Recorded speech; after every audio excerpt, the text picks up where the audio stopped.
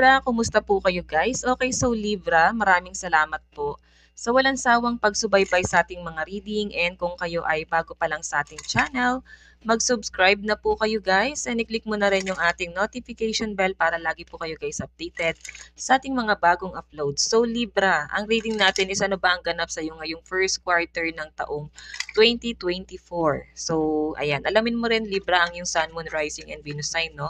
Para sa iba pang guidance. So, tingnan natin. Gabay po ni Libra ngayong first quarter ng taong 2024. Bilis ng panahon. Okay, Spirit Guide, first quarter po ng taong 2024 ni Libra.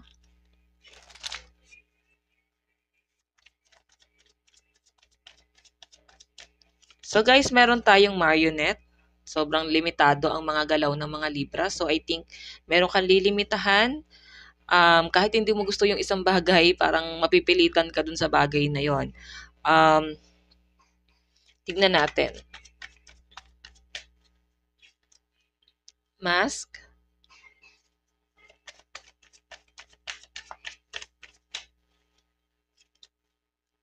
Death.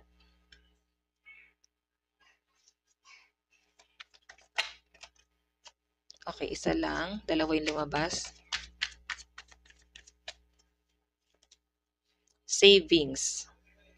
Okay, so Libra, may nakikita ako dito na para bang hindi ka daw dapat magpadala sa emosyon mo ngayon. Okay? Parang nandun ka sa point na magiging pabago-bago yung mood mo. No, sa first quarter, hindi siya magiging permanent. Pwedeng mafe-feel mo na alam mo yun, parang magagalit ka, tapos para bang pag nahimasmasan ka, mabilis kang maawa ulit.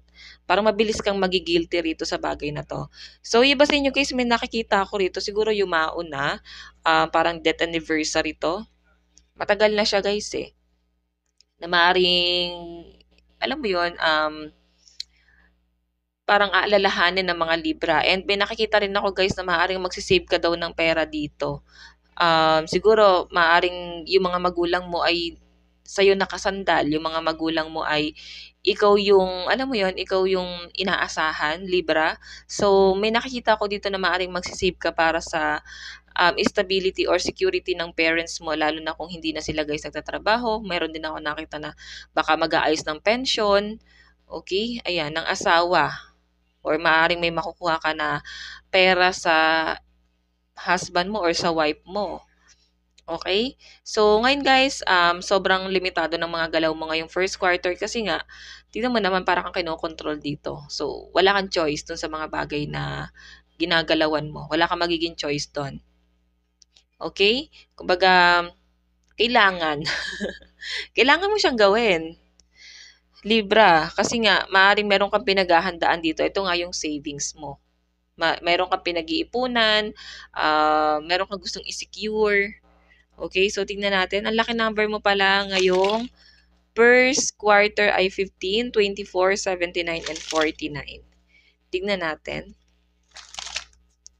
Libra.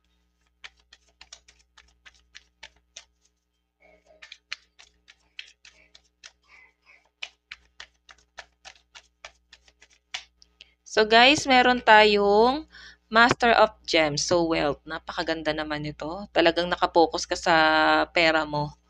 Okay?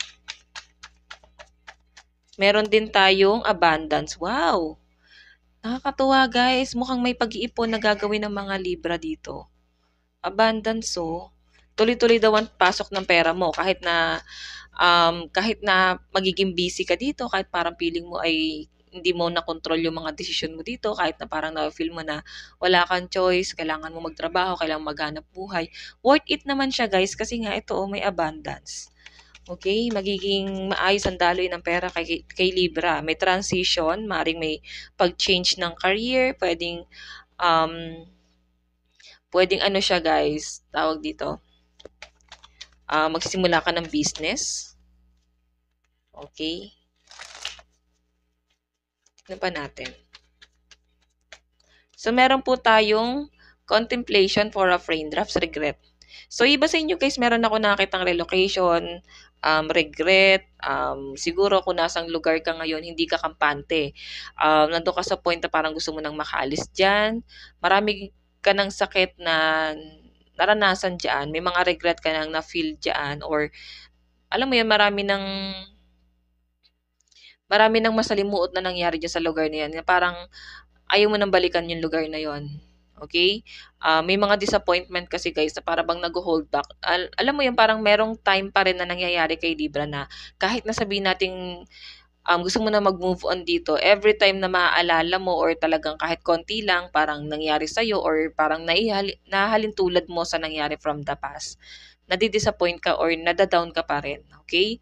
So, tignan natin pagdating naman sa love life mo, Libra. Sa love life naman po ni Libra.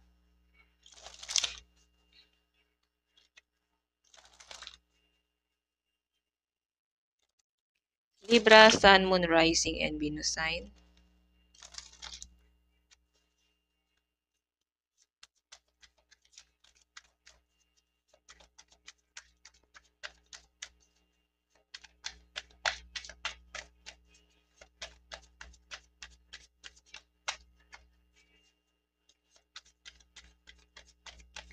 Okay, so Libra, meron tayong 10 of Earth.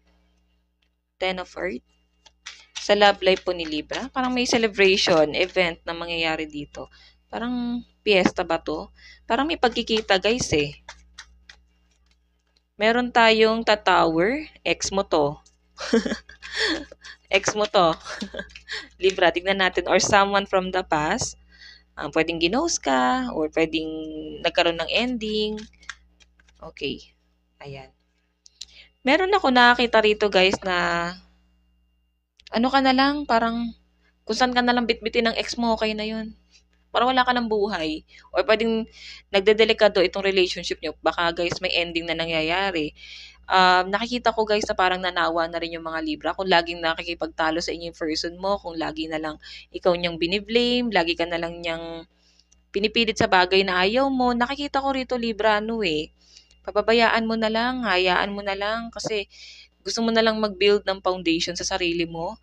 So, kung magkaroon ng ending, bahala na. Kung mag-work, wala ka ng buhay dito guys, na wala ka ng emosyon, ganun ang nafe-feel ko. Kaya pala yung energy mo rito is ganito. Pili mo, hindi mo na kontrolado yung emosyon at yung katawan lupa mo, no? Okay? Love advice ni Libra. So guys, meron tayong past lives. We reunite with our loved ones over and over again through many different lives. So, I think past lover sa past life. So, meron kayong unfinished business na tong taong to guys na maaaring baka pinagbabayaran, no? Or maaaring karmic mo na rin siya guys eh. Kasi nagtatagpo kayo tapos ito yung sitwasyon, scenario. Para kang ano na lang dito guys. Parang, alam mo yung feeling na parang patay ka na. Parang ganun. Parang gumagalaw ka na lang kusa. Or wala kang buhay, huwag na patay. Parang wala ka ng buhay, gumagalaw ka na lang kusa kasi kailangan or dahil ito yung everyday routine mo. Wala, para kang nakalutang sa hangin, guys. Tingnan natin. Passion. 'Di ba? Sunod ka na lang sa daloy ng buhay. Ano nangyari kay Libra?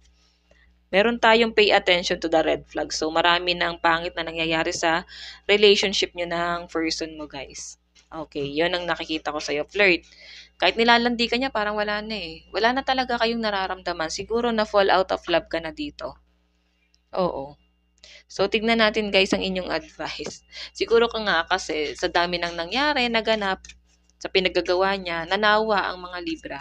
So, meron tayong listen to advice. Guidance is needed to cross the ocean of life. So, ayan, makinig ka din daw minsan sa mga advice ng mga tao sa paligid mo kasi hindi naman sila mag-a-advise kung makakasama sa yun. Maaaring ina-advisean ka nila para makabuti yun sa'yo. Okay? Hindi ka lang aware doon na makakabuti ba talaga sa'yo yun? Baka meron ka nalang pinangahawakan sa relationship yun ng person mo kung bakit hindi mo siya kayang let go ng ganun-ganun lang. Then, parang inahayaan mo na lang din siya. Para na lang kayo guys hangin or nag-usap na lang kasi kailangan. May nakita akong ano eh, baka civil na lang kayo guys eh. Co-parent, co-parent na lang kayo sa kung may mga anak kayo guys, no? Wala ng emosyon pero kailangan kasi nga siguro may obligasyon pa rin kayo sa anak nyo. So, yun ang nakita ko guys. So, okay, so Libra, ito lang naman po yung reading. Hanggang sa muli. God bless and love you all. Thank you.